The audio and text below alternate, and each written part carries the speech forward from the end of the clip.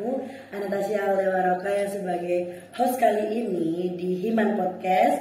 Nah, kali ini kita akan memulai episode baru dengan judul Antropologi Kampus, tentang kemahasiswaan, bagaimana selayaknya mahasiswa itu. Nah, kali ini kita kedatangan tamu nih, di mana tamu itu merupakan mantan wakil presiden mahasiswa di tahun 2020. Nah, sekarang orangnya ada lagi di sebelah saya, yaitu Kak Lutfi. Nah, Kak Lutfi ini merupakan mantan wakil presiden mahasiswa tahun 2020 dan sekarang sudah semester berapa, Kak? 10. Oh, sudah semester 10 di jurusan Teknik Mekatronika. Susah itu teknik.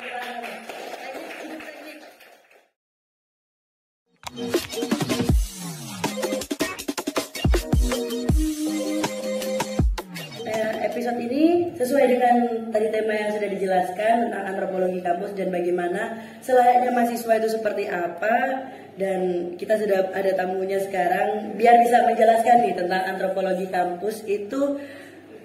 Menurut Kak Lutfi, antropologi kampus kemahasiswaan dan bagaimana sih mahasiswa itu selayaknya seperti apa tuh, bisa dijelaskan? Oke, siap.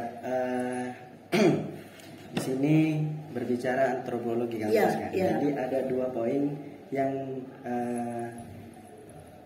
penonton harus tahu. Yang pertama itu ada kata antropologi, yang kedua itu adalah kampus, ya kan? Berbicara antropologi itu dari bahasa Yunani itu adalah manusia dan orang, itu antropologi. Jadi logosnya itu adalah ilmu. Nah, jadi antropologi itu adalah ilmu yang mempelajari tentang manusia. Sedangkan kampus, seperti yang kita ketahui, kampus ini merupakan tempat untuk mahasiswa berkuliah. Jadi ada gedung, ruangan dan lain-lain seperti yang kita tempati pada pagi hari ini. Gitu. Berarti secara nggak langsung itu antropologi kampus itu kayak hubungan erat antara kampus dan manusianya itu sendiri. Berarti kan ya. Berarti kalau secara nggak langsung kayak kehidupan sosial itu di dalam kampus dan mahasiswa itu seperti apa, dan selayaknya mahasiswa itu di kampus seperti apa. Nah, teman-teman tunggu dulu, kita tahu dulu. Kita kan belum tanya nih bagaimana kabar Kak Lutfi. Alhamdulillah saya selalu sehat. Amin. Amin, selalu sehat selalu. Buat teman-teman juga semoga selalu sehat dimanapun dan di kapanpun. Lanjut lagi. Kan kadang nih Kak, kalau di kampus itu mahasiswa itu banyak banget yang bingung pengertian tentang kayak aku ke kampus nih ngapain sih gitu, hanya sekedar kuliah pulang gitu. Siap.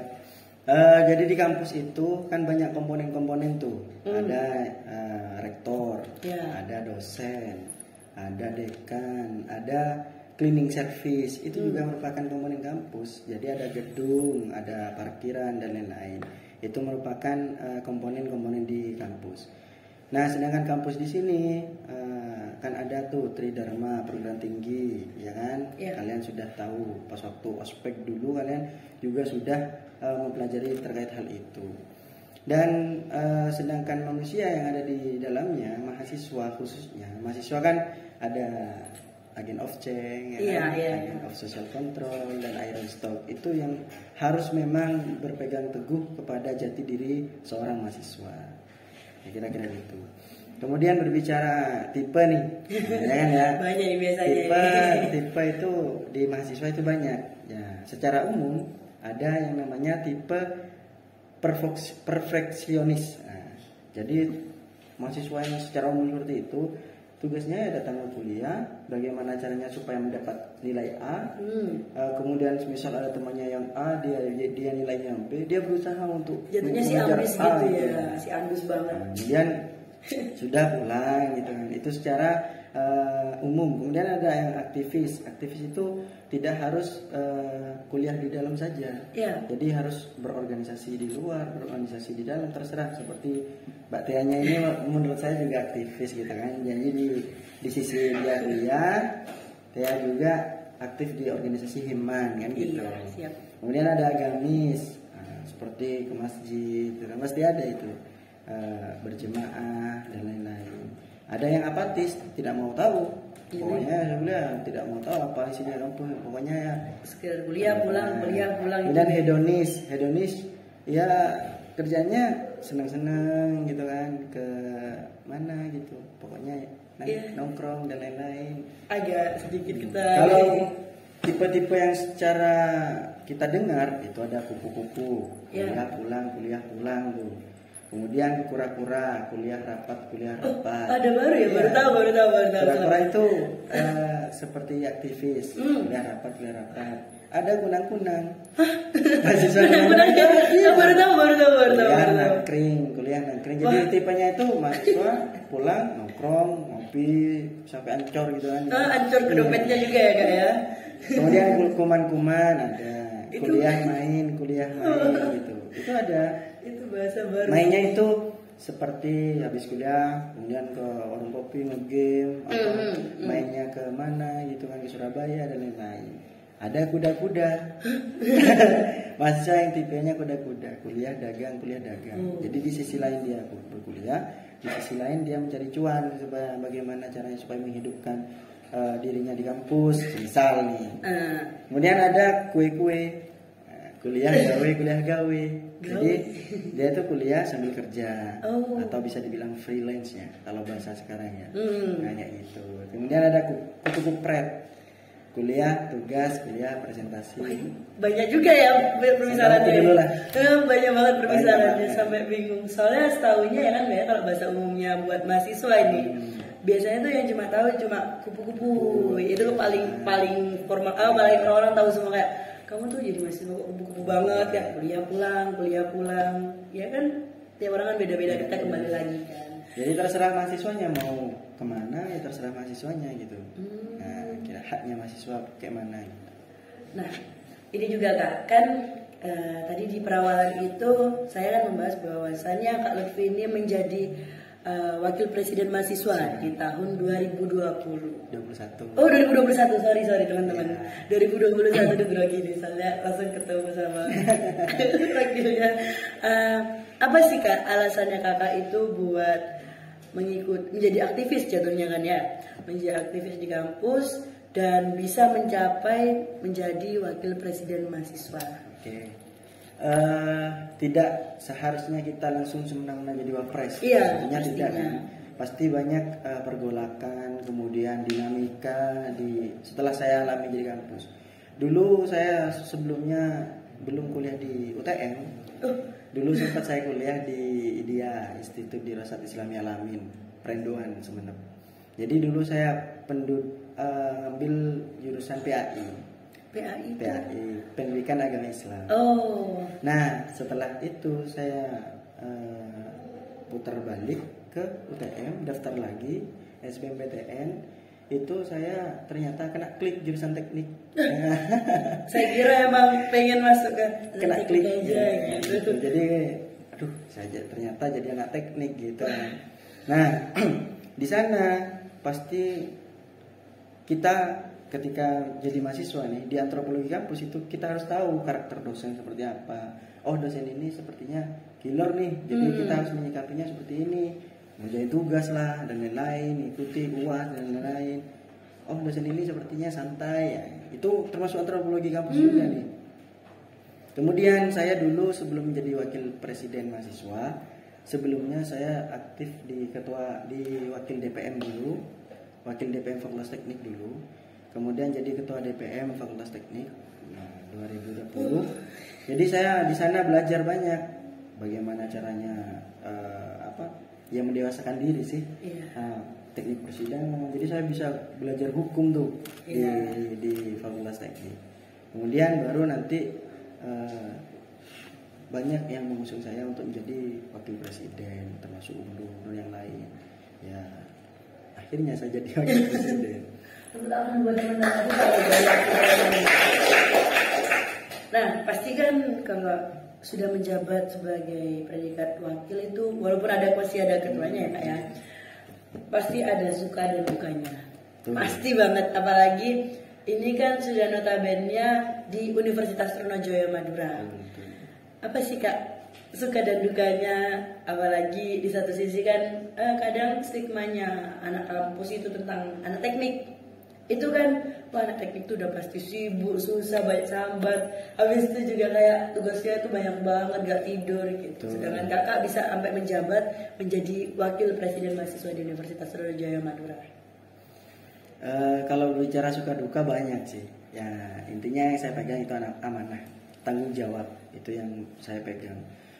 Kalau sukanya sih dulu ya, saya berpikiran jadi wakil presiden itu saya bisa naik pesawat. Ya, lucu kan? Jadi saya inginnya itu, oh saya jadi wapres, otomatis tujuan saya atau keinginan saya adalah naik pesawat. Nah ternyata seiring berjalannya waktu saya tidak bisa naik pesawat, ada beberapa kesempatan, dan pada akhirnya ada titik yang harus saya bisa naik pesawat gitu kan. Jadi rasanya kesampaian gitu, kayak kesampaian cita-cita saya banget gitu kan, akhirnya ini yang tak tunggu sebenarnya. Dan gitu. itu meskipun tidak dibiayai oleh kampus. Jadi saya bisa sakset lah dan akhirnya saya bisa naik pesawat. Itu pas waktu acara Rakernas, Rapat Kerja Nasional BEM seluruh Indonesia di Yogyakarta. Wow. Jadi awalnya saya naik kereta, ya termasuk cita-cita saya juga. Iya, cita-cita juga. Setiap orang punya pencapaian sendiri gitu kan ya. Akhirnya saya naik kereta gitu kan. Iya. Lanjut ke Jakarta, aksi KPK dulu itu naik kereta. Kemudian di Jakarta saya aksi bersama aksi tentang KPK yang 75 orang dipecat dulu itu. Iya. Kemudian saya ke silaturahmi di senior atau kakak-kakak mantan Presma di Jakarta. Di situ saya pulang naik pesawat ke Madura lagi. Itu sih, itu senangnya. Senangnya ya, dari perawalan ingin menaik pesawat, kesampaian emang cita-cita. Kalau berbicara disapa atau adik-adik kakak gitu, kan kita online nih. Iya benar ya, benar. Dengan kamera dan lain-lain. Jadi itu kan sudah tidak. Kalau dulu ada Presma dan wakil Presma jalan, kita disambut gitu. Dan saya pun menyambut gitu, kakak gitu. Itu tidak ada itu. Ya kan di samping itu kan kemarin lagi pandemi juga kan. Jadi kita dibatasi buat keluaran biar virusnya nggak menyebar kemana-mana. Buat dukanya nih, tadi kan bahas sukanya karena bisa naik pesawat gitu, dan bisa bertemu dengan banyak aktivis-aktivis lain senasional gitu. Buat dukanya sih sepertinya ketika kita berada di organisasi pasti ada yang namanya organisasi, semisal ada 80 orang nih yang aktif ternyata hanya 20. Nah, itu sudah biasa gitu. Ketika menteri atau Menko itu tidak bisa gitu kan, maksudnya tidak totalitas banget gitu ya. Tugasnya saya untuk selalu membersamai kawan-kawan gitu. Saya yang selalu terdepan untuk bisa BEM KM UTM itu terkesan baik kepada masyarakat, baik kepada mahasiswa yang lain, kira-kira seperti itu. Jadi ada yang tidak aktif, itu kan hukum alam, udah biasa gitu. Jadi itu sih yang andaikan ya semuanya satu tujuan, kompak. Ya Himan juga saya melihat dari tahun-tahun sebelumnya memang selalu kompak gitu kan. Jadi itu merupakan hal yang harus dijaga. Memang dijaga betul biar organisasi berjalan dengan lancar gitu. Nah, tadi kan Kak Lutfi ini agak sedikit kita mendusuk-dusuk dengan kalimat tidak aktif nih. Biasanya kan banyak orang yang ikut kegiatan himpunan atau ormawa hanya sekedar numpang nama nih biasanya. Boleh kasih saran gak sih Kak? Soalnya menjadi penyemangat buat teman-teman yang sekarang nih lagi di masa dia tuh lagi jenuh tidak jenuh biasanya. Jadi itu sebenarnya tugasnya pemimpin sih. Tugasnya ketua untuk bisa menjemput orang itu. Kalau berbicara ada misal pemimpin itu ya harus tahu karakter anggotanya. Harus tahu, oh ini orangnya kayak gini. Jadi tugasnya pemimpin, oh ini sukanya main game, ya temani main game. Temani main game juga ya. Supaya kenapa? Supaya ketika ada kegiatan bisa gampang untuk ditarik gitu. Jadi pemimpinnya harus jemput bola nih. Kalau kita nunggu bola, kapan ya tiba-tiba ngilang, ya kan? Nah, jadi pemimpin, gimana bos, gimana boy? Nanti ada agenda nih, ayo gabung, ya, gitu. Dijemput aja. Kemudian dikomunikasi, apalagi cari orang yang dekat dengan orang tersebut. Nah, misal Tia nih, sahabatan dengan Kak Lutfi nih. Tia agak aktif, misal. Jadi pemimpinnya jemput Kak Lutfi. Kak Lutfi, minta tolong dong kasih tahu Tia supaya bisa aktif lagi di himpunan. Kayak gitu aja. Berarti ini kita masih terkait dengan ujung-ujungnya antropologi kampus. Ya, antropologi kampus. Jadi kayak ya hubungannya antara satu dengan yang lain itu bagaimana. Terus juga buat teman-teman nih. Kan juga apalagi di semester-semester modelannya kayak gini Kak, biasanya kan diambang mulai masuk ke penjurusan. Semester 4, semester 5 ke atas lah. Kan kadang tuh banyak mahasiswa yang mulai mundur sebenarnya. Karena kurangnya apa ya, lebih ke dari awal sebenarnya karakternya sendiri gitu. Nah, bagaimana sih Kak, kan Kakak sudah melewati masa-masa fase-fase itu, apalagi menjadi aktivis juga kan ya. Gimana sih seharusnya mahasiswa itu bisa tetap kekeh? Dari awal kan aku mau masuk kampus itu bukan sekedar masuk kampus, tapi aku ingin mencari ilmu dan lulus, dan nanti ilmu itu bisa kita sebarkan ke dunia masyarakat juga. Siap. Kakak saya ya itu di Fakultas Teknik memang kalau lulus tepat waktu itu prematur. Iya. Prematur. Kalau Fakultas Teknik kalau lulus semester 8 nih itu prematur. Itu memang apa namanya? Tak biasa tuh, nggak biasa tuh. Jadi kalau di Fakultas Teknik lulus semester 10, semester 12 ada kakak senior saya belum lulus juga ada gitu. Karena ya apa? Teknik itu memang sulit, teknik itu berat gitu kan. Asli. Apalagi menjadi aktivis ya kan, jadi bingung tuh bagi waktu. Jadi kakak bisa memanage waktu sebaik mungkin gitu kan. Seorang aktivis juga harus bisa untuk bagaimana caranya memanage waktu. Dan perlu diketahui ya para penonton, Mbak Tia juga ya. Di dunia kampus itu hanya 30% yang bisa kita ambil. Ilmunya itu hanya 30%. 70%-nya itu survive. Terserah kawan-kawan. Terserah yang penonton yang sekarang bisa lihat gitu kan. Contoh aktif di organisasi, kemudian berdagang dan lain-lain, itu bisa survive. Dan bahkan ya saya bisa mempelajari ilmu-ilmu tentang kemahasiswaan dan lain-lain itu berada dari luar kampus. Ya seperti yang kita berdua lakukan kan, ngopi. Di mana? Jadi di sana saya bisa belajar banyak terkait bagaimana seharusnya mahasiswa itu. Contoh pengalaman saya ya. Dulu saya pernah demo pertama kali aksi yaitu di Fakultas Teknik.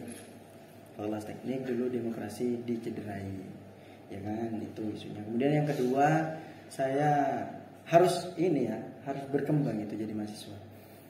Aksi di UTM, di rektorat, kemudian aksi di Bangkalan, aksi di DPRD Bangkalan, bahkan langsung aksi ke Jawa Timur itu pernah saya lakukan. Kemudian aksi di Jakarta. Jadi bertahap tuh.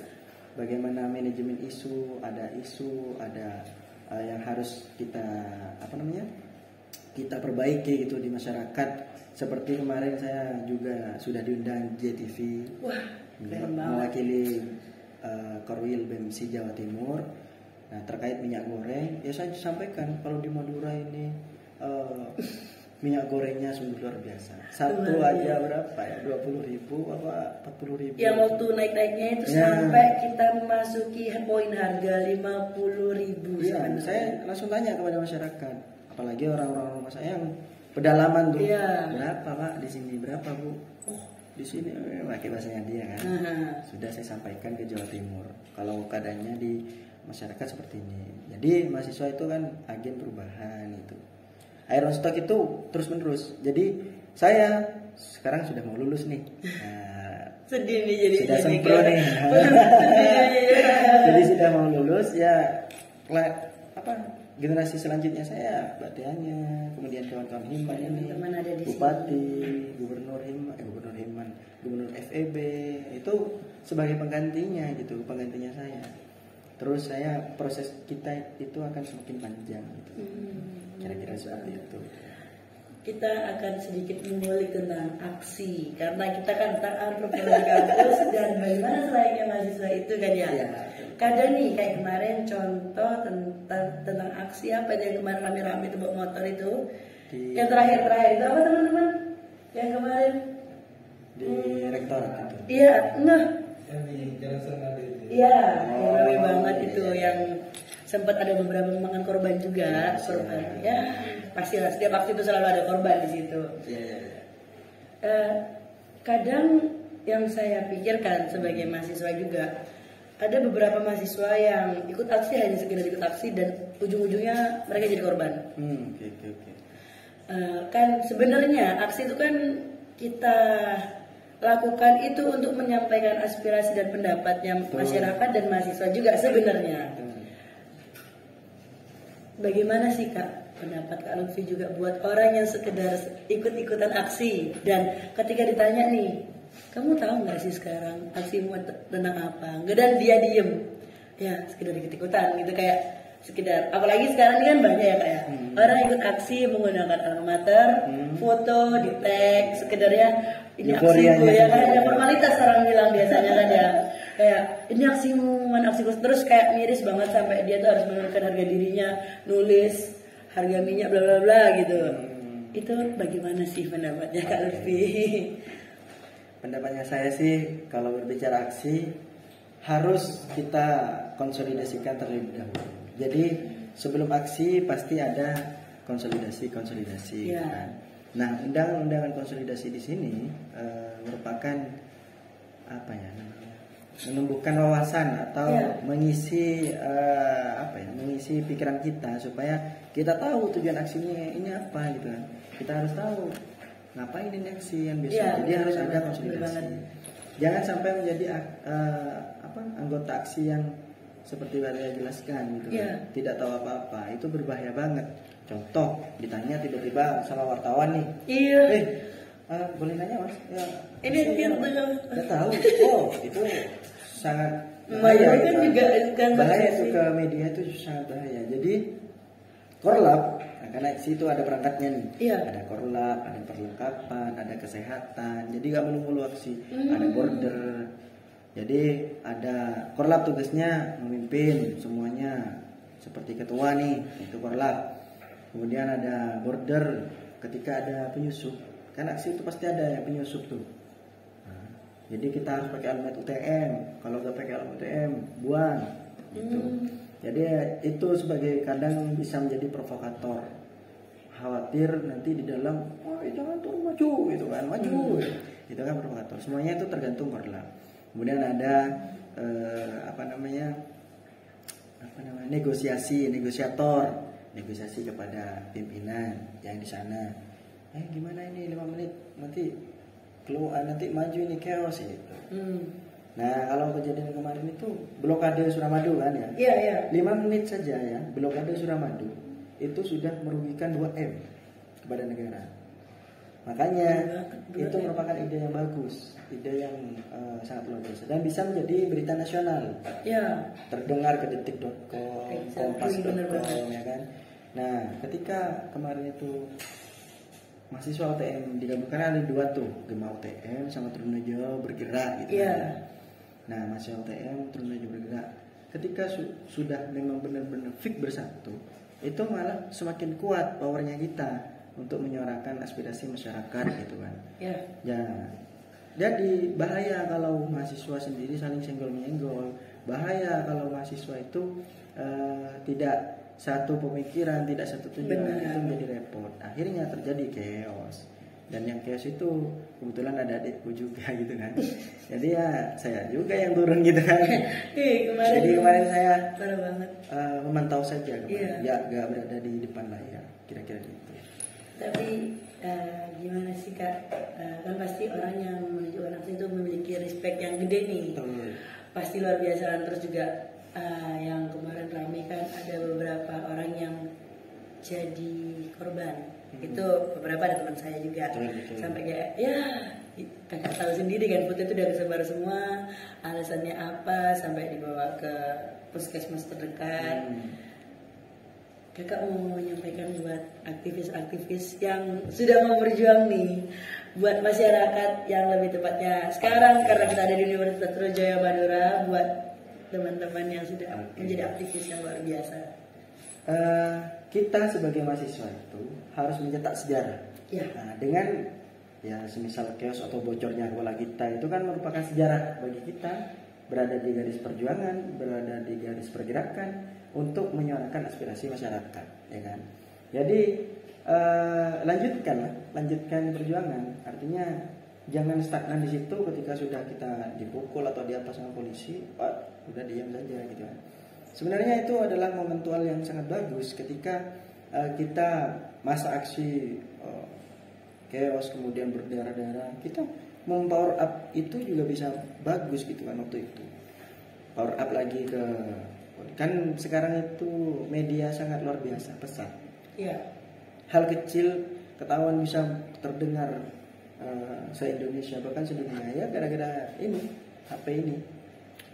Jadi klik udah kedengeran semua.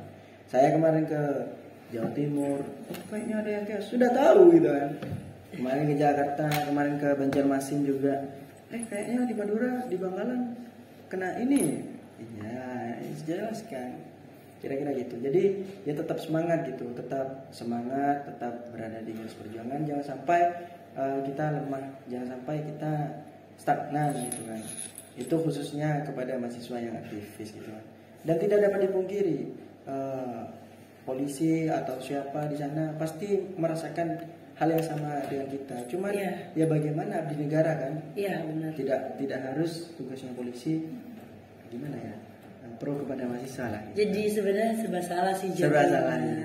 Ya, dia juga punya anak mahasiswa. Iya pastinya banget. Kayak nyampe rumah kayak apalagi bingung. Gitu. Terkait minyak goreng ya kan, istrinya pasti ngomel-ngomel kepada polisinya. Iya pastinya ya. Gimana nih ya? Gitu kan. Tapi ayo kok malah gitu. Mau gimana nih saya nih? Ya nggak kerja, nggak digaji nanti. Betul. Kira-kira gitu. Kita udah mulai masuk sesi Q&A habis ini ice breaking buat teman-teman biar kita agak kaku atau kayak gimana nih tentang mahasiswa. Biasanya nih kan sebagai Kak Lutfi kan pasti bertemu dengan banyak orang nih kan ya. Yang modelnya begini begitu ya, seperti yang everyday ngopi, tiap hari pulang, tiap hari tidur di kampus tidur. Betul. Kalau Kak Lutfi nih, oke kita mulai. Kadang tidur di warung kopi. Iya. Ketawa sekali yang sering ngopi di sini. Buat Kak Lutfi kita akan disuruh milih. Gimana? Oke. Kita mulai. Pertanyaannya adalah buat Kak Lutfi, lebih senang tidur di kelas atau tidur di warung kopi? Lebih senang tidur di warung kopi sih. Gitu. Jadi kan di kampus kita ada kampus yang 24 jam, ada warkop yang 24 jam.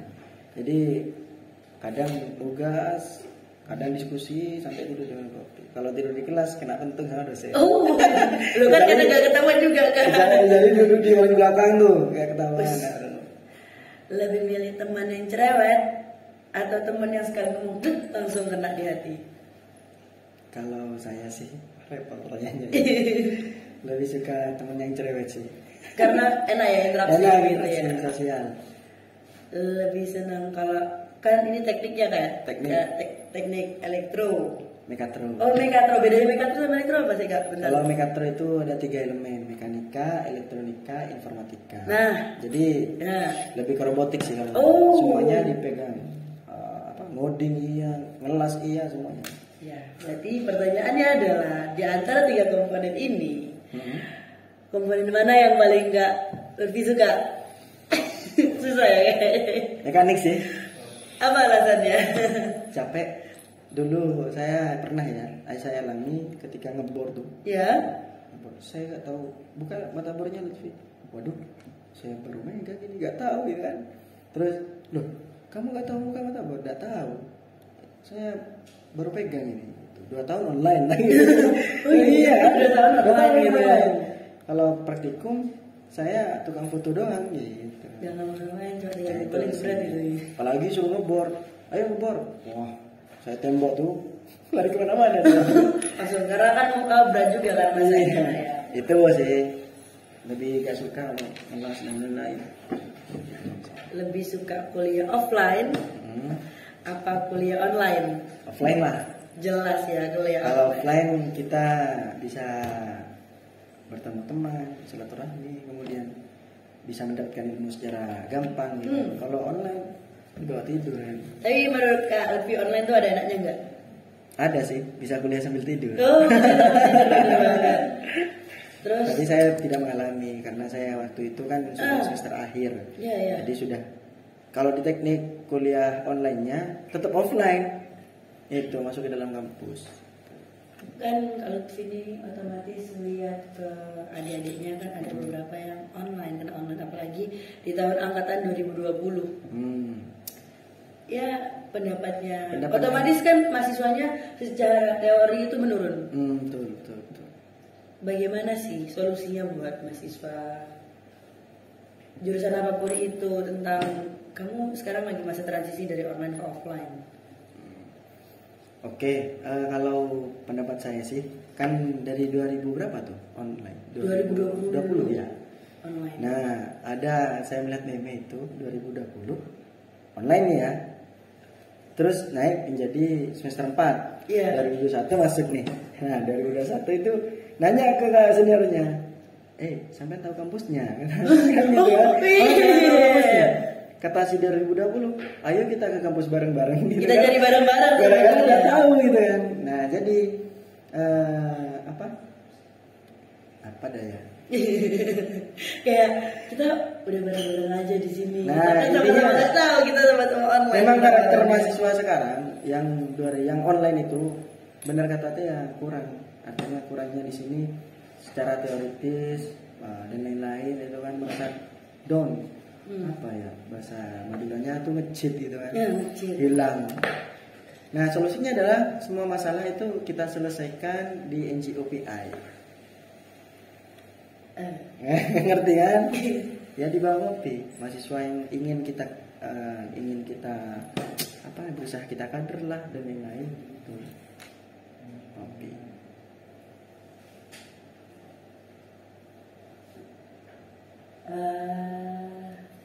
Ini buat kalimat terakhir buat teman-teman. Jelas buat Kak Lutfi juga, berikan aspirasi Kakak terhadap mahasiswa di Himan Podcast ini dan seluruh mahasiswa di Universitas Sriwijaya Madura ini sebagai kalimat terakhir. Kasih aspirasi terakhir. Closing statement ya. Closing statementnya. Oke. Simple sih. Oke, kita mulai. Saya diam. Intinya jangan menunggu contoh untuk bergerak ya, tapi bergeraklah agar menjadi contoh. Terima